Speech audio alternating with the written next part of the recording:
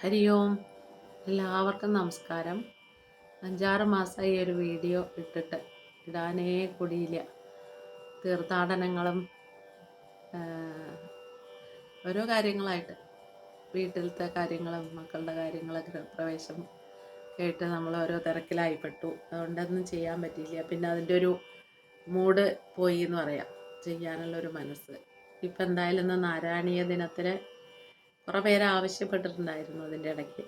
അപ്പോൾ പിന്നെയും ചെയ്യാമെന്ന് വിചാരിച്ചിട്ട് ഒന്നും കൂടെ ശ്രമം എടുക്കുകയാണ്. ഭഗവാന്റെ പേരിൽ എല്ലാവരും പ്രോത്സാഹിപ്പിക്കണം, അനുഗ്രഹിക്കണം.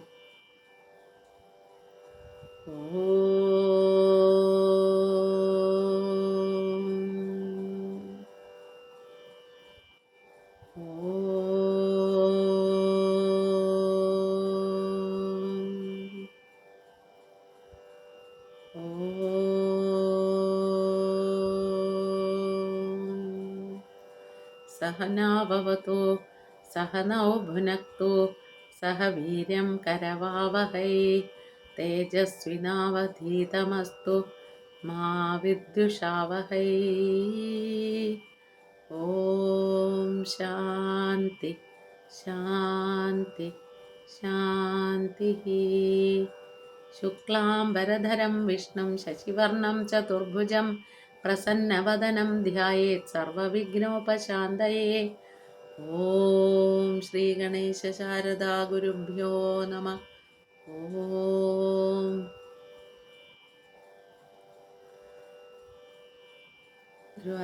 ഗുരുവിൻ്റെയും ഗുരുവായൂരപ്പൻ്റെ പാദത്തിലും സമർപ്പിച്ചുകൊണ്ട് നമുക്ക് 14ാമത്തെ ദശകം നോക്കാം. ഓം നമോ ഭഗവതേ വാസുദേവായ. ഓം ശ്രീകൃഷ്ണ പരമാത്മനേ നമ. ഓം സമനുസ്മൃതതാവഗാംഘ്രിയുഗ്മ സമനുപങ്കജ സംഭവാംഗജന്മ നിജമന്തരമന്തരായ ഹീനം ചരിതം തേ കഥയൻ സുഖം നിനായ. അതിൻ്റെ തർജ്ജമ മലയാളത്തിലുള്ളത്: നിൻ പാദ പത്മഭജനം വഴി പോലെ ചെയ്തോരംഭോജയോനി തനയൻ മനുവും സ്വകാലം അൻപോടു വിഘ്നരഹിതം തവ ലീല വാഴ്ത്തിയിട്ടമ്പോരുഹാക്ഷ സുഖമോടു കഴിച്ചുവല്ലോ. അന്വയം പറയാം. പങ്കജ സംഭവാംഗ ജന്മ, ബ്രഹ്മാവിൻ്റെ അംഗത്തിൽ നിന്നു ജനിച്ചവനായ, സഹ മനുഹു, ആ മനു അല്ലെങ്കിൽ സ്വയംഭുവ മനു, സമനുസ്മൃത താവകാംഘ്രി യുഗ്മ, നല്ലവണ്ണം അനുസ്മരിക്കപ്പെട്ട നിന്തിരുവടിയുടെ അംഘ്രി യുഗ്മങ്ങളോടുകൂടിയവനായി, തേ ചരിതം, നിന്തിരുവടിയുടെ ചരിതത്തെ കഥയൻ, കഥിക്കുന്നവനായി, നിജം അന്തരം, തൻ്റെ കാലത്തെ അല്ലെങ്കിൽ തൻ്റെ മന്വന്തരത്തെ, അന്തരായ ഹീനം, വിഘ്നങ്ങളില്ലാതെ, സുഖം നിനായ, സുഖമായി നയിച്ചു. അതായത് ബ്രഹ്മാവിൻ്റെ അംഗത്തിൽ നിന്നും ജനിച്ചവനായിട്ടുള്ള ആ സ്വയംഭൂമനു ഭഗവാന്റെ പാദയുഗ്മങ്ങളെ വേണ്ടവണ്ണം അനുസ്മരിച്ചു. എന്നിട്ടാണ് ആ ഭഗവാന്റെ ചരിതങ്ങളെ കീർത്തനം ചെയ്യാൻ തുടങ്ങിയത് എന്നാണ്. അങ്ങനെ ആ തനിക്ക് വിധിച്ചിട്ടുള്ള ആ മന്വന്തരത്തിനെ ദീർഘകാലം ഒരു വിഘ്നവുമില്ലാതെ സുഖമായി നയിച്ചു. ഇങ്ങനെ പറഞ്ഞാൽ നമ്മൾ എന്താ അതെന്ന് മനസ്സിലാക്കേണ്ടത്? നമ്മൾക്ക് സുഖമായി ജീവിതം നയിക്കണമെങ്കിൽ ഭഗവാനെ ആശ്രയിച്ചാൽ മതി. പ്രശ്നങ്ങളൊക്കെ വന്നാലും അതിനെ തരണം ചെയ്യാനുള്ള മാർഗവും അദ്ദേഹം തന്നെ നമ്മൾക്ക് കാണിച്ചു തരും എന്നുള്ളതാണ്.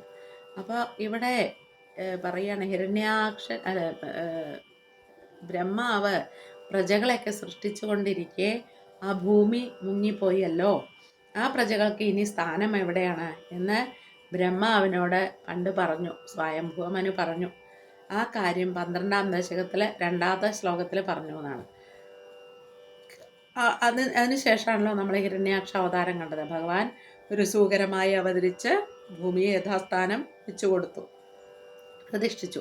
അപ്പോൾ അങ്ങനെ സ്വയംഭുവ മനു തൻ്റെ ആ കർത്തവ്യത്തിൽ മുഴുകി സൃഷ്ടികർമ്മത്തിൽ ഏർപ്പെട്ടു.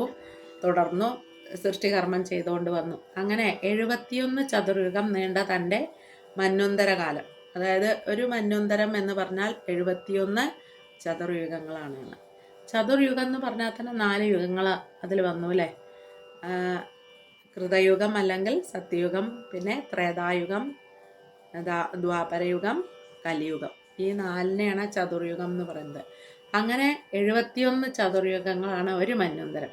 അപ്പോൾ ഈ സ്വയംഭവ മനുവിൻ്റെ നീണ്ട തൻ്റെ മന്വന്തര കാലം ആ ഭഗവാന്റെ ചരണയുഗങ്ങളെ എപ്പോഴും അനുധ്യാനം ചെയ്തുകൊണ്ട് ഒരു നിമിഷം പോലും മറക്കാതെ ആ ഭഗവാന്റെ ചരിത്രങ്ങളെ മറ്റുള്ളവരുടെ അറിവിന് വേണ്ടിയിട്ട് കീർത്തിച്ചുകൊണ്ട് കാലം നയിച്ചു എന്നാണ്. ഭഗവത് ഭക്തനായ ആ സ്വയംഭവ മനുവിൻ്റെ കാലം അങ്ങനെ അന്തരായങ്ങളില്ലാതെ സുഖമായി കഴിഞ്ഞു. അപ്പോൾ സ്വയംഭവ മനു അല്ലെങ്കിൽ സ്വയംഭവ മനു മന്വന്തരങ്ങളെ ക്ലേശങ്ങളൊന്നും ഇല്ലാതെ കഴിച്ചു കൂട്ടാൻ കാരണം എന്തായിരുന്നു?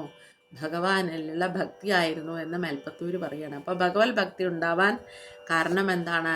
ഭഗവത് ഭക്തനായിട്ടുള്ള ബ്രഹ്മാവിന്, അച്ഛന് നല്ല ഭക്തിയുണ്ട്. അപ്പോൾ ആ അച്ഛൻ്റെ മക്കളല്ലേ, അത് കാരണം ആ ബ്രഹ്മാവിൻ്റെ അംഗസംഭവനാണല്ലോ ആ ഭക്തിയും ഉണ്ടായി എന്നാണ്. അപ്പം നമ്മളും ഇതാണ് പ്രാർത്ഥിക്കേണ്ടത്. നമ്മൾക്ക് ഭക്തി തരണേ, നമ്മുടെ തലമുറയ്ക്ക്, നമ്മുടെ മക്കൾക്കൊക്കെ ഭക്തി തരണേ, ഭക്തി ഉണ്ടാവണേ, ബഹുമാനവും ഭക്തിയൊക്കെയോടുകൂടെ ജീവിതകാലം നയിക്കാൻ അവർക്ക് സാധിക്കണേ എന്ന് നമ്മൾ പ്രാർത്ഥിക്കണം. 2ാമത്തെ ശ്ലോകം. സമയേ ഖലു തത്ര കർദ്ദമാഖ്യോ ദ്രുഹിണച്ഛായ ഭവസ്തദീയവാച ധൃതസർഗരസോ നിസർഗരമ്യം ഭഗവം സ്വാമയുതം സമാസിഷേവേ. ഇതിൻ്റെ മലയാളം തർജ്ജമ. ബ്രഹ്മാവിൻ നിഴലിങ്കൽ നിന്നുദിതനാം ശ്രീകർദ്ദമൻ സത്തമൻ ചിന്മൂർത്തെ പുനരായവൻ പറകയാൽ സൃഷ്ടിപ്പതിങ്കൽ പരം സമ്മോദത്തോടു ലോകരമ്യ തനുവായിടുന്ന നിൻ സേവ ചെയ്തു ഉന്മേഷാൽ 10,000 സമകളെ ചെമ്മേ നയിച്ചിടിനാൻ. അതാണ് കാര്യം. ഭഗവാന്റെ നാമകീർത്തനങ്ങളൊക്കെ ചെയ്ത് ഭഗവാനെ സേവിച്ചത് കൊണ്ട് തന്നെ അദ്ദേഹത്തിന് സമയം പോയതൊന്നും അല്ലെങ്കിൽ അതൊരു പണിയായിട്ടോ തോന്നിയില്ല എന്നാണ്. വലിയൊരു ഉത്തരവാദിത്വമാണെങ്കിൽ പോലും അത് ഈസി ആയിട്ട് ചെയ്യാനായിട്ട് അദ്ദേഹത്തിന് സാധിച്ചു ഭഗവാന്റെ ഭക്തി. അപ്പോൾ ഇവിടെ നമ്മൾ അന്വയം കണ്ടില്ലേ, അന്വയം പറയാം. ഹേ ഭഗവൻ, അല്ലയോ ഭഗവാനെ, തത്ര സമയേ ഖലു, ആ സമയത്താകട്ടെ, ദ്രുഹിണച്ഛായ ഭവ, ദ്രുഹിണൻ്റെ അല്ലെങ്കിൽ ബ്രഹ്മാവിൻ്റെ നിഴലിൽ നിന്നുണ്ടായവനായ കർദ്ദമാക്യ, കർദ്ദമൻ എന്നു പേരായ പ്രജാപതി തദീയ വാച, ബ്രഹ്മാവിൻ്റെ വാക്കനുസരിച്ച് ധൃതസർഗരസ, ധരിക്കപ്പെട്ട സൃഷ്ടിരസത്തോടു കൂടിയവനായി, സൃഷ്ടിക്കാനുള്ള താല്പര്യമുള്ളവനായി, നിസർഗരമ്യം ത്വാം, സ്വാഭാവികമായ രമണീയതയുള്ളവനായ നിൻ തിരുവടിയെ അയുധം സമാഹ 10,000 സംവത്സരക്കാലം സിഷേവേ സേവിച്ചു. അല്ലയോ ഭഗവാനെ, ആ സമയത്ത് ബ്രഹ്മാവിൻ്റെ നിഴലിൽ നിന്നുണ്ടായിട്ടുള്ള കർദ്ദമൻ എന്നു പേരുള്ള പ്രജാപതി ബ്രഹ്മാവിൻ്റെ ആജ്ഞ അനുസരിച്ച് സൃഷ്ടികർമ്മത്തിൽ തൽപരനായി തീർന്നു. അങ്ങനെ അദ്ദേഹം നിസർഗമായിട്ടുള്ള അല്ലെങ്കിൽ രാമണീയതയുള്ള തിന്തിരുവടിയെ ആ 10,000 സംവത്സരക്കാലം സേവിച്ചു എന്നാണ്. അപ്പോൾ ഇവിടെ നമ്മൾ കഴിഞ്ഞ ശ്ലോകത്തിലും കണ്ടു, കർദ്ദമ പ്രജാപതി ജനിച്ചത് ഭഗവാന്റെ അംഗത്തു നിന്നാണ്, നിഴലിൽ നിന്നാണെന്ന് ഇവിടെ വ്യക്തമായി പറയാണ്. അങ്ങനെ ശരീരജനായിട്ടുള്ള സ്വയംഭവ മനുവിനെ പോലെ ശ്രേഷ്ഠനായിരുന്നു കർദ്ദമനും. നേരത്തെ നമ്മൾ കണ്ടത് ബ്രഹ്മാവിൻ്റെ അംഗത്തിൽ നിന്ന് കർദ്ദമ പ്രജാപതി ജനിച്ചു എന്നാണ് കേട്ടോ. ഇവിടെ പറയുന്നത് ആ കർദ്ദമ പ്രജാപതി അല്ല, ബ്രഹ്മാവിൻ്റെ നിഴലിൽ നിന്നാണ് സ്വയംഭവ മനു ജനിച്ചത്. നിഴലിൽ നിന്നല്ല, അംഗജനായിക്കൊണ്ട്, അംഗത്തിൽ നിന്ന്. ഇവിടെ കർദ്ദമ പ്രജാപതി ജനിച്ചത് എങ്ങനെയാണ്? സ്വയംഭവ മനുവിൻ്റെ നിഴലിൽ നിന്ന്. അങ്ങനെ കർദ്ദമനെ ബ്രഹ്മാവ് സൃഷ്ടികർമ്മത്തിന് പ്രേരിപ്പിച്ചു, ആജ്ഞ സ്വീകരിച്ചു. കർദ്ദമൻ ഉടനെ സൃഷ്ടി ആരംഭിച്ചില്ല. പക്ഷേ തൻ്റെ സൃഷ്ടികൾ ശ്രേഷ്ഠമായി തീരണമെന്ന് കർദ്ദമൻ ആഗ്രഹിച്ചത് കൊണ്ട് തന്നെ ധൃതസർഗരസ എന്ന് അവിടെ ആചാര്യൻ പറഞ്ഞിട്ടുള്ളതാണ്. എന്താ വെച്ചാൽ പ്രവൃത്തിയിൽ രസിക്കാൻ കഴിയുന്ന ശ്രേഷ്ഠമായ മനോഭാവം ഉണ്ടെങ്കിൽ മാത്രമേ സാധിക്കൂ എന്നൊരു സത്യം ഇവിടെ പറയുകയാണ്. എല്ലാം സത്യം പറഞ്ഞിട്ടുള്ളൂ ഇവിടെ. അപ്പം സൃഷ്ടിയിൽ രസിക്കാൻ തീരുമാനിച്ച കർദ്ദമൻ അതിനു വേണ്ടിയിട്ട് ആ നിസർഗരമ്യനായിട്ടുള്ള ഭഗവാനെ സേവിക്കാൻ തുടങ്ങി. 10,000 വർഷം കർദമൻ അങ്ങനെ ഭഗവാനെ ഉദ്ദേശിച്ച് തപസ് ചെയ്തു. സ്വാഭാവികമായി സുന്ദരമാണ് ഭഗവാന്റെ രൂപം. അങ്ങനെ ആ ഭഗവാന്റെ സുന്ദരമായ രൂപത്തിനെ അനുധ്യാനം ചെയ്തുകൊണ്ട് സുന്ദര സൃഷ്ടികളെ സൃഷ്ടിക്കാൻ ആർക്ക് സാധിച്ചു? കർദമന് സാധിച്ചു എന്നാണ്. അപ്പം നമ്മൾക്ക് സുന്ദരമായ സൃഷ്ടി നമ്മൾക്ക് ചെയ്യണമെന്നുണ്ടെങ്കിൽ, സൃഷ്ടി പറഞ്ഞാൽ പ്രജാ ഉൽപാദനം മാത്രമല്ലല്ലോ, ഒരു കല അല്ലെങ്കിൽ ഒരു ചിത്രം വരയ്ക്കലോ അല്ലെങ്കിൽ ഒരു പാട്ട് പാടലോ അല്ലെങ്കിൽ ഒരു നൃത്തമോ എന്തൊക്കെ കാര്യങ്ങളാണെങ്കിലും, ഒരു തയ്യലായിക്കോട്ടെ, ഭക്ഷണം ഉണ്ടാക്കലായിക്കോട്ടെ, എല്ലാ കാര്യങ്ങളും ഭഗവാനെ അനുസ്മരിച്ചു കൊണ്ട് ചെയ്താൽ അത് സുന്ദരമായി തീരുന്നതാണ്. ഇവിടെ ഒരു ഇല പോലും അനങ്ങുന്നത് ഭഗവാൻ അറിയാതെ അല്ല അല്ലേ? അപ്പം അതുകൊണ്ട് ആ ഭഗവാനെ ഓർത്തുകൊണ്ട് നമ്മളെല്ലാ കാര്യങ്ങളും ചെയ്യണം എന്നർത്ഥം. 3-ാമത്തെ ശ്ലോകം. ഗരുഡോപരി കാളമേഘകമ്രം വിലസത്കേളി സരോജപാണി പത്മം ഹസിതോല്ലസിതാനനം വിഭോത്വം വപുരാവിഷ്കുരുഷേ സ്മ കർദമായ.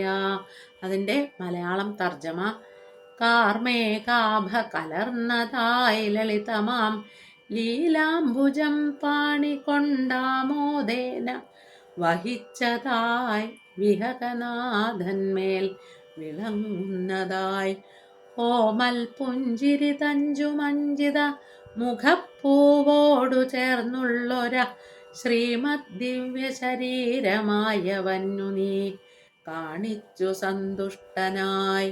ഇതിൻ്റെ അന്വയം പറയാം നമുക്ക്. വിഭോ, വിഭുവായ ഗുരുവായൂരപ്പ, ത്വം നിന്തിരുവടി, കർദമനായിക്കൊണ്ട് ഗരുഡോപരി, ഗരുഡന്റെ മേൽ കാളമേഘകമ്രം, കാളമേഘം പോലെ മനോഹരമായതും വിലസത് പാണി സരോജപാണി പത്മം, ശോഭായമാനവും താമരപ്പൂ പോലെ മനോഹരവുമായ കയ്യിൽ ലീലാസരോജം ധരിച്ചതും ഹസിതോല്ലസിതാനനം പുഞ്ചിരി കൊണ്ട് ശോഭിക്കുന്ന മുഖത്തോടു കൂടിയതും ആയ വപൂ ശരീരം ആവിഷ്കുരുഷേസ്മ ആവിഷ്കരിച്ചു. അപ്പോൾ ഗുരുവായൂരപ്പ, ഇവിടെ ആ ഭഗവാൻ എങ്ങനെയാണ്? ഗരുഡന്റെ മേലാണ് വന്നത് എന്നാണ്. ഗരുഡന്റെ മേലെ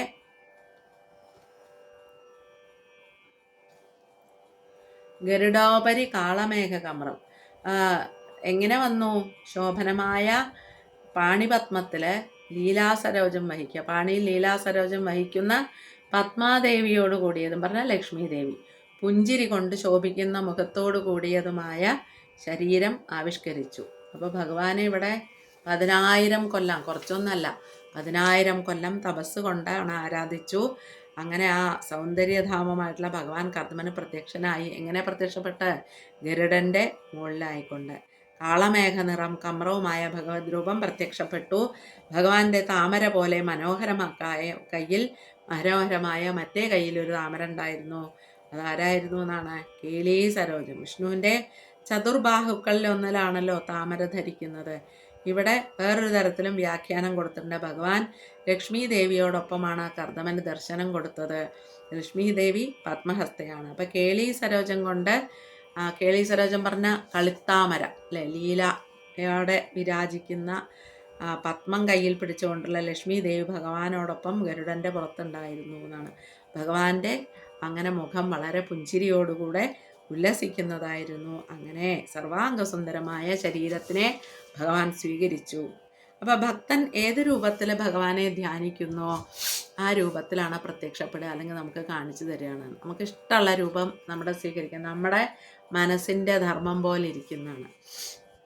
4-ാമത്തെ ശ്ലോകം. സ്തുവതേ പുളകാവൃതായ തസ്മൈ മനുപുത്രീം ദയിതാം നവാപി പുത്രീ കപിലം ച സുതം സ്വമേവ പശ്ചാത് സ്വഗതിം ചാപ്യനുഗൃഹ്യ നിർഗതോ ഭൂ. അതിൻ്റെ മലയാളം തർജ്ജമ: ഭക്ത്യാരോമാഞ്ചമോടും വിവിധനുതികൾ ചെയ്തിടുമക്കർദമന്നായി കൈക്കൊണ്ടിടേണമിന്നമ്മനു തനയയെ നീ ഭാര്യയായാര്യബുദ്ധേ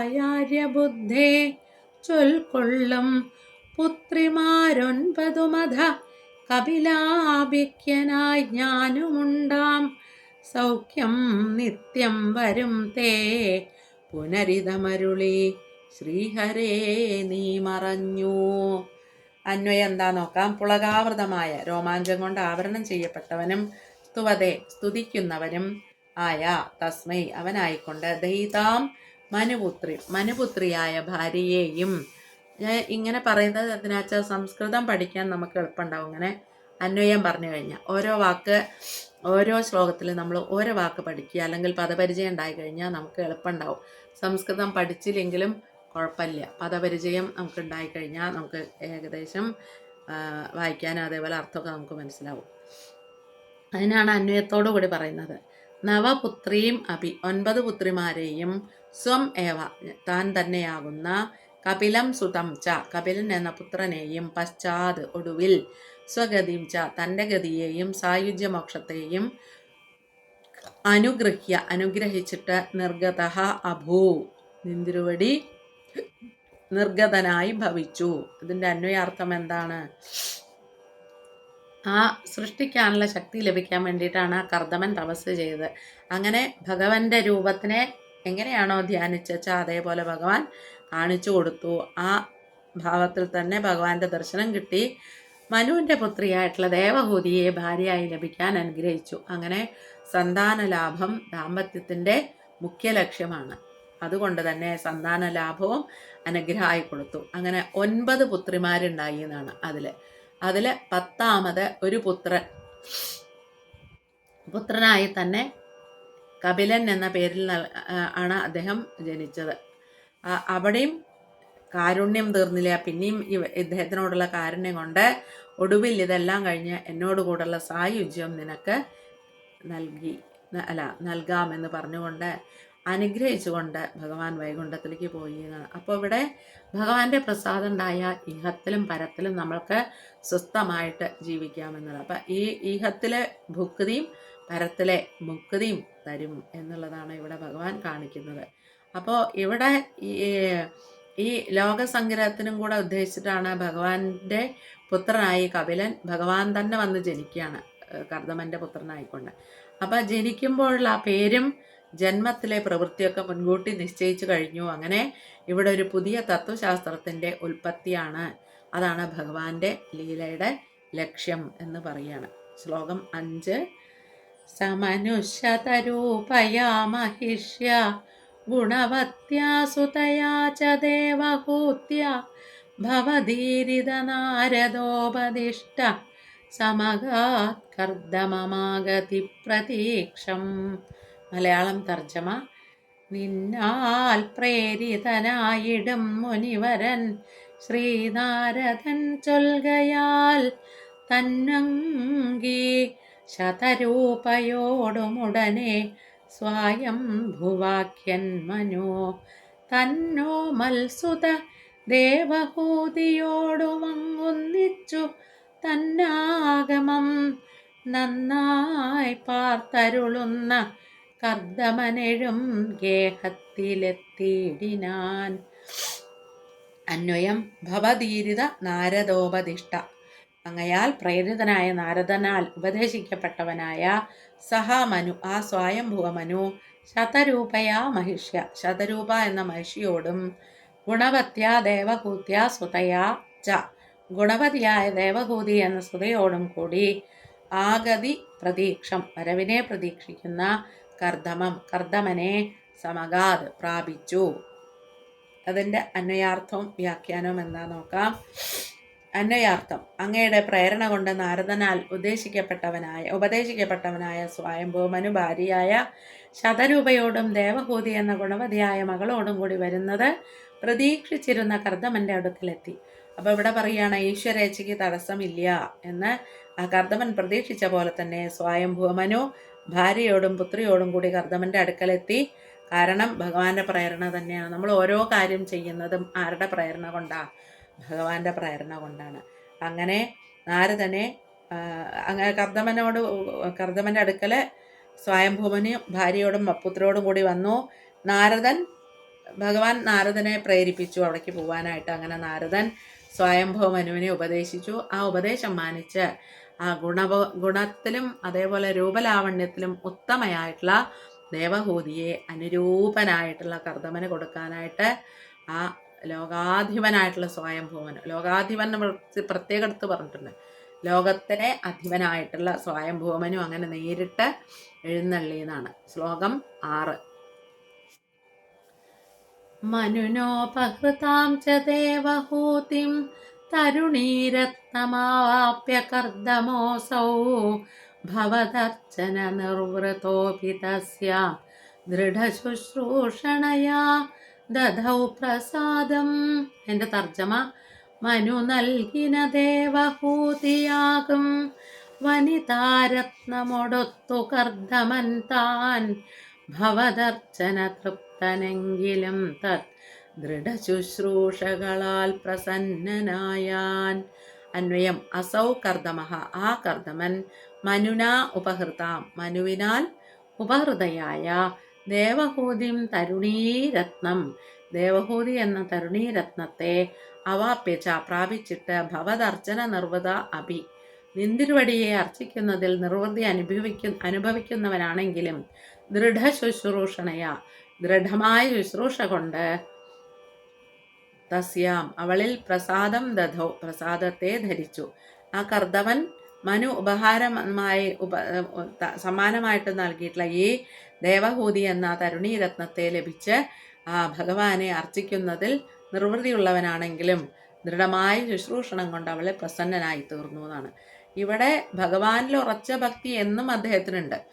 പക്ഷെ ഇപ്പോൾ ദേവഹൂതിയുടെ ശുശ്രൂഷയും കൂടെ ആയപ്പോഴേക്കും എന്തായി? ദേവഹൂതിയാണെങ്കിലോ ഭർത്താവിൻ്റെ ശുശ്രൂഷ അതിൽ ദൃഢവ്രതയായി തീർന്നു. അത്രയും ഉത്തമയായിട്ടുള്ള ഒരു കന്യകാരത്നമാണ് ദേവഹൂതി. അത്രയും നല്ല പോലെയാണ് ഇവിടെ ഇദ്ദേഹം വളർത്തിക്കൊണ്ടുവന്നിട്ടുള്ള.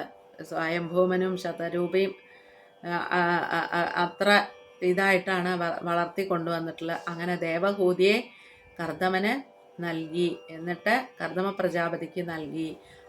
ആ ദേവിയുടെ ശുശ്രൂഷയും കൂടി ആയപ്പോഴേക്കും പിന്നെ ആ പത്നീധർമ്മം കൃത്യമായി ചെയ്യാൻ സാധിച്ചു. അതുപോലെ അദ്ദേഹത്തിൻ്റെ ഭഗവാനോടുള്ള ആ ശുശ്രൂഷയും കൂടുതൽ ആയി തീർന്നു എന്നാണ്. 7ാമത്തെ ശ്ലോകം: സപുനസ്ത്വദുപാസന പ്രഭാവാത് ദയിതാ കാമകൃതേ കൃതേ വിമാനേ വനിതാകുലസങ്കുലോ നവാത്മാ വ്യഹരത് ദേവപദേഷു ദേവഹൂത്യാ ത്വൽസേവാ വിഭവത്തിനാലുടനവൻ വാർക്കൊങ്കയാൾ മംഗതന്നുത്സാഹം നിറവേറ്റുവാൻ വിരചിതം നാരീകുലാപൂരിതം നൽ സൗന്ദര്യമെഴും വിമാനമതിലേറിത്താൻ നവാകാരനായി സൽസാരസ്യമോടെ രമിച്ചിതവളോടാകാശമാർഗങ്ങളിൽ.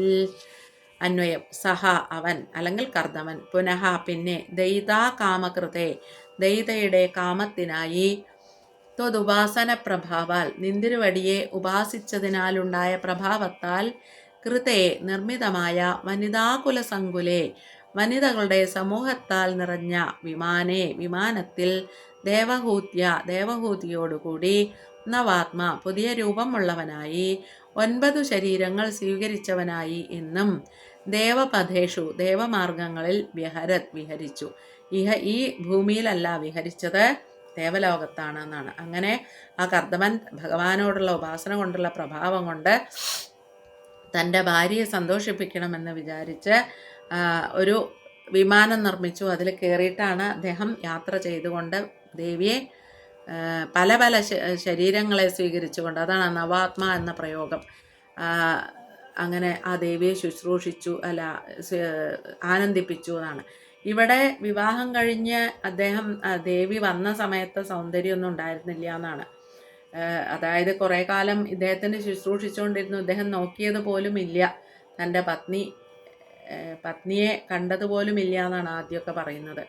പിന്നീട് നോക്കുമ്പോഴാണ് ദേവി ആ ഭഗവാന്റെ പ്രേരണ കൊണ്ടാണല്ലോ എല്ലാം സംഭവിക്കുന്നത്. ദേവി കൃശഗാത്രയായി തീർന്നിരുന്നു തന്നോടുള്ള ശുശ്രൂഷ കൊണ്ടായെന്ന് മനസ്സിലാക്കി അദ്ദേഹം എന്ത് വരമാണ് വേണ്ടതെന്ന് ചോദിച്ചു എന്നാണ്. അപ്പോഴാണ് ദേവി പറഞ്ഞത്, എനിക്ക് അങ്ങയോടൊത്തുള്ള ജീവിതം വേണമെങ്കിൽ എൻ്റെ ശരീരത്തിനെ ഒന്ന് നോക്കൂ, എനിക്ക് ദാമ്പത്യം അനുഭവിക്കാനുള്ള ആ ഒരു ആരോഗ്യത്തോടു കൂടെ, അല്ലെങ്കിൽ ആ ഒരു യൗവനത്തോടു കൂടെ ഒന്നും അല്ലല്ലോ ഞാനിപ്പോൾ ഉള്ളത്. അതുകൊണ്ട് അങ്ങയുടെ കൃപ കൊണ്ട് എന്നെ അതിനെ അങ്ങയ്ക്ക് അനുരൂപയാക്കി തീർക്കണമെന്ന് പറഞ്ഞുകൊണ്ട് അവർ രണ്ടുപേരും അങ്ങനെ അനുരൂപമായ രൂപം സ്വീകരിച്ചുകൊണ്ട് പല നവാത്മാ പറഞ്ഞ പലതരത്തിൽ ശരീരത്തിനെ സ്വീകരിച്ചുകൊണ്ട് അങ്ങനെ കാമത്തിനായി സ്വീകരിച്ചു എന്നാണ് ഈ ശരീരത്തിനൊക്കെ. പുതിയ പല ശരീരങ്ങൾ സ്വീകരിച്ചു എന്നും വ്യാഖ്യാനിച്ചു കാണുന്നുണ്ടെന്നാണ്. അങ്ങനെ പുതിയ യൗവനയുക്തയായിട്ടുള്ള ശരീരം എന്നും വ്യാഖ്യാനിക്കാം.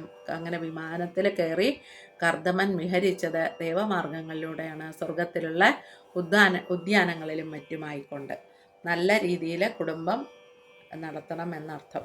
8ാമത്തെ ശ്ലോകം.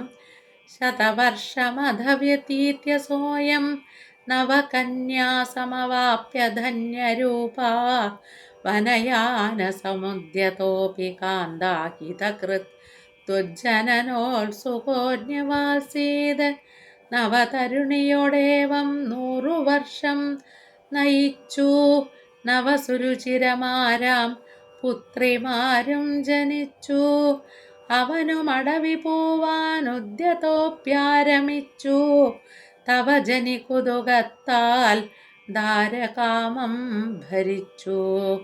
എൻ്റെ അന്വയം. അധ പിന്നെ, സഹ അയം ആ ഈ കർദമൻ ശതവർഷം വ്യതീത്യ 100 വർഷം കഴിച്ചിട്ട് ധന്യരൂപകളായ നവകന്യാഹ 9 കന്യകകളെ സമവാപ്യ ലഭിച്ചിട്ട് വനയാന സമുദ്യത അപി വനത്തിലേക്ക് പോകാൻ ഉദ്യമിച്ചവനാണെങ്കിലും കാന്തയുടെ ഹിതത്തെ ചെയ്യുന്നവനായി ത്വജ്ജനനോത്സുക നിന്തിരുവടിയുടെ ജനനത്തിൽ ഉത്സുകനായി ന്യവാൽസീത് വസിച്ചു. ഇതിൻ്റെ അന്വയാർത്ഥവും വ്യാഖ്യാനവും എന്താണ്? ഭാര്യയുടെ സന്തോഷത്തിന് വേണ്ടി നിർമ്മിച്ച വിമാനത്തിൽ അനേകം വനിതകളുടെ അല്ലെങ്കിൽ ദാസികളുടെ പരിചരിക്കാൻ ആൾക്കാരുണ്ടായിരുന്നു. കർദമനും ദേവഹൂതിക്കും അങ്ങനെ 100 സംവത്സരക്കാലം അവർ വിഹരിച്ചു. ആ കാലത്ത് അവർക്ക് 9 കന്യകമാർ ജനിച്ചു എന്നാണ്. അത് കഴിഞ്ഞപ്പോൾ വാനപ്രസ്ഥാശ്രമം സ്വീകരിക്കാൻ തോന്നിച്ചാലും ഭഗവാന്റെ അവതാരം ദേവഹൂതിയിൽ ഉണ്ടാകും എന്നറിഞ്ഞതുകൊണ്ട് തന്നെ അതിനെ പ്രതീക്ഷിച്ചുകൊണ്ട് ഉത്സുകതയോടെ ഭാര്യയുടെ ഹിതം നോക്കുന്നവനായി കർദമൻ വസിച്ചു. 9ാമത്തെ ശ്ലോകം. നിജഭർതൃഗിരാ ഭവന്നിഷേവാ നിരതായാമധ ദേവഹൂത്യാം കപിലസ്ത്വമജായധാ ജനാനാം പ്രദയിഷ്യൻ പരമാത്മതത്വവിദ്യാം. അതിൻ്റെ മലയാളം തർജ്ജമ. നിജവരവചനത്താൽ നിൻ പദാംബോജസേവാ നിരതയവളിൽ നാഥാ നീയുമുണ്ടായി പിന്നെ കപിലവിദിത നാംന തത്വവിദ്യോപദേശം കമലചരണഭക്തന്മാർക്കു നൽകിയിടുവാനായി. അന്വയം. ദേവ, ഹേ ദേവ, ദേവനായ അല്ലയോ ഗുരുവായൂരപ്പ, നിജഭർതൃഗിര തൻ്റെ ഭർത്താവിൻ്റെ വാക്കിനാൽ ഭവന്നിഷേവാ നിരതായാം നിന്തിരുവടിയുടെ സേവയിൽ നിരതയായ ദേവഹൂത്യാം ദേവഹൂതിയിൽ ത്വം നിന്തിരുവടി ജനാനാം ജനങ്ങൾക്ക് പരമാത്മ തത്വവിദ്യയെ പ്രഥൻ ചെയ്യുന്നവനായി അല്ലെങ്കിൽ പ്രകാശിപ്പിക്കുന്നവനായി കപിലൻ എന്ന പേരോടെ അജായധ അവതരിച്ചു. അതിൻ്റെ അന്വയാർത്ഥവും വ്യാഖ്യാനം. അല്ലയോ ഗുരുവായൂരപ്പ, തൻ്റെ പതിയുടെ വാക്കനുസരിച്ചുകൊണ്ട് ദേവിയും ഭഗവാനെ പൂജിക്കാൻ തുടങ്ങിയെന്നാണ്. ദേവഹൂതിയിൽ അങ്ങനെ ഭഗവാൻ ജനങ്ങൾക്ക് പരമാത്മ തത്വവിദ്യ പറഞ്ഞു കൊടുക്കുന്നതിനായിട്ട് അല്ലെങ്കിൽ പ്രകാശിപ്പിക്കുന്നവനായി കപിലനായിട്ട് അവതരിച്ചു. കപിലാവതാരാണ് ഇവിടെ കാണുന്നത്. അങ്ങനെ തൻ്റെ പുത്രനായി ഭഗവാൻ ജനിക്കുമെന്ന് പ്രതീക്ഷിച്ചു കർദമന് വരം കൊടുത്തിട്ടുണ്ടായിരുന്നല്ലോ, അത് ദേവഹൂതിക്കറിയാം. അങ്ങനെ ഭർത്താവിൻ്റെ നിർദ്ദേശപ്രകാരം എപ്പോഴും ഭഗവാനെ സേവിക്കുന്നതിൽ നിരതയായിക്കൊണ്ടാണ് ദേവഹൂതി കഴിഞ്ഞത്. അതുകൊണ്ട് തന്നെ എപ്പോഴും ശുശ്രൂഷിച്ചുകൊണ്ടിരുന്നു, ഭഗവാനെ സ്മരിച്ചുകൊണ്ടിരുന്നു, കീർത്തിച്ചുകൊണ്ടിരുന്നു എന്നാണ്. അങ്ങനെ എൻ്റെ മകനായി ജനിക്കണമെന്ന് നിരന്തരം ഭഗവാനെ ദേവഹൂതി ആഹ്വാനം ചെയ്തുകൊണ്ടിരുന്നു. ദേവഹൂതി എന്നുള്ള പേരിന് അങ്ങനെയാണെന്നാണ്, ദേവനെ ആഹ്വാനം ചെയ്യുന്നവൾ എന്നാണ് ദേവഹൂതി എന്നുള്ള പേരുകൊണ്ട് വ്യക്തമാക്കുന്നത്. അങ്ങനെ നമുക്കൊരു പേരിട്ട് കഴിഞ്ഞാൽ നമ്മൾ ആ പേരിനനുസരിച്ചിട്ട് ആയിത്തീരണം അത്രേ. പേര് വിളിച്ച് വിളിച്ച് നമ്മൾ അതായി തീരുമെന്ന് നമ്മുടെ ഗുരുനാഥൻ എപ്പോഴും നമുക്ക് പറഞ്ഞ് തരാറുണ്ടായിരുന്നു. പ്രഭാഷണത്തിലൊക്കെ പറയും, ഒരു പേരിടുമ്പോൾ ആ പേരെന്തിനാണ്? പേരിനെ അന്വർത്ഥമാക്കാനായിട്ടാണ് എന്നാണ്. എന്തായാലും ഇവിടെ ദേവഹൂതി എന്നുള്ള പേരെന്താണ്? ദേവനെ ആഹ്വാനം ചെയ്യുന്നവൾ. അങ്ങനെ ദേവഹൂതിയിലെ കപിലനായി അവതരിച്ചു. ജനാനാം പരമാത്മ തത്വവിദ്യാം പ്രഥയിഷ്യൻ. ജനങ്ങൾക്ക് പരമാത്മ തത്വവിദ്യ പ്രകാശിപ്പിക്കുന്നതിനായിട്ടായിരുന്നു ആ അവതാരം. 10ാമത്തെ ശ്ലോകം. വനമേയുഷി കർദ്ദമേ പ്രസന്നേ മതസർവസ്വമുപാദിശൻ ജനന്യൈ കപിലാത്മകവായുമന്ദിരേശ ത്വരിതം ത്വം പരിപാഹി മാം ഗദൗഘാത്. മുദിതനായധ കർദ്ദമനും തപോവനതലം ഗതനായോരനന്തരം നിജമതം ജനനിക്കരുൾ ചെയ്തൊരൻ ഘനരുചേ പവനേശ്വര പാഹി മാം. അതാണ് ഒടുക്കത്തെ ആ ശ്ലോകം. ഇതിൻ്റെ അന്വയം. കപിലാത്മക വായുമന്ദിരേശ, കപിലരൂപിയായ അല്ലയോ ഗുരുവായൂരപ്പ, പ്രസന്നേ കർദ്ദമേ, പ്രസന്നനായ കർദ്ദമൻ, വനം ഏയുഷി, വനത്തെ പ്രാപിച്ചവനായിരിക്കെ, ജനന്യെ, ജനിക്കാനായി, ജനനിക്കായി, മതസർവസ്വം, മതസർവസ്വത്തെ ഉപാദിശൻ, ഉപദേശിക്കുന്നവനായ, ത്വം, നിന്തിരുവടി, മാം, എന്നെ, ഗതൗഘാത്, രോഗസമൂഹത്തിൽ നിന്ന്, ത്വരിതം പരിപാഹി, വേഗത്തിൽ രക്ഷിക്കണമേ. ഇതിൻ്റെ അന്വയാർത്ഥം എന്താണ്? കപിലരൂപിയായ അല്ലയോ ഗുരുവായൂരപ്പ, കർദ്ദമൻ പ്രസന്നനായി വനത്തിലേക്ക് പോയപ്പോൾ അമ്മയ്ക്ക് ആ മതസർവസ്വത്തെ ഉപദേശിച്ച നിന്തിരുവടി, മതം എന്ന് പറഞ്ഞ അഭിപ്രായം, ഭഗവാൻ ഉപദേശിച്ച ആ ഭഗവാനില്ലേ, അല്ലയോ ഗുരുവായൂരപ്പ, അങ്ങല്ലേ അത്?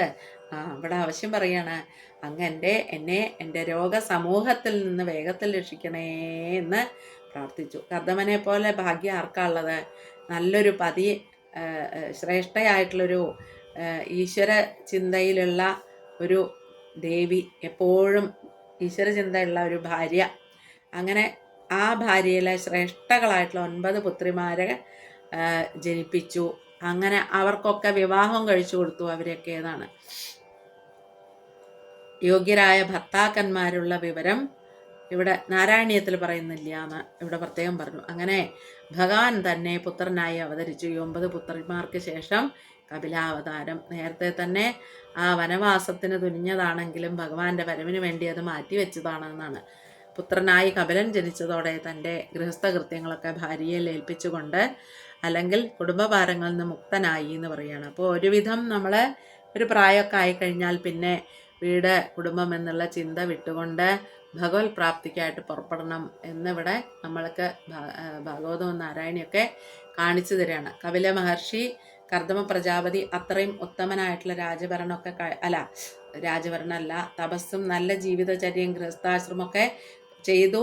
പിന്നീട് എന്ത് ചെയ്യണം എന്ന് നമ്മൾക്ക് കാണിച്ചു തരികയാണ്. അങ്ങനെ മനുഷ്യരാശിയെ മുഴുവൻ ഉദ്ദേശിച്ചിട്ടാണ് ഈ ഉപദേശം എന്ന് പറയുകയാണ്. കപിലരൂപിയായിട്ടുള്ള അവതരിച്ച ഭഗവാൻ മതസർവസ്വം എന്നുള്ള അതിനെ അമ്മയ്ക്ക് ഉപദേശിച്ചു കൊടുത്തു. സാഖ്യം എന്ന പേരിലാണ് ഈ മതം അറിയപ്പെടുന്നത്, സാഖ്യമതം.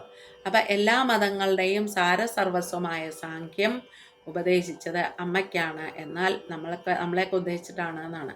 അങ്ങനെ ഈ ലോകത്തിൻ്റെയൊക്കെ ഗുരുവായി അധ്യാത്മതത്വം ഉപദേശിച്ച അല്ലയോ ഗുരുവായൂരപ്പ, എന്നെ ബാധിച്ചിട്ടുള്ള ആ രോഗസമൂഹങ്ങൾ, എന്തൊക്കെ രോഗമാണ്? വാതരോഗം മാത്രമല്ല, എൻ്റെ മാനസികമായിട്ടുള്ള എല്ലാ രോഗങ്ങളും, അങ്ങനെയുള്ള ആ രോഗസമൂഹത്തിൽ നിന്നൊക്കെ എന്നെ രക്ഷിക്കണേ എന്ന് ആചാര്യൻ പറഞ്ഞുകൊണ്ടാണ് ദശകം ഇവിടെ അവസാനിപ്പിക്കുന്നത്.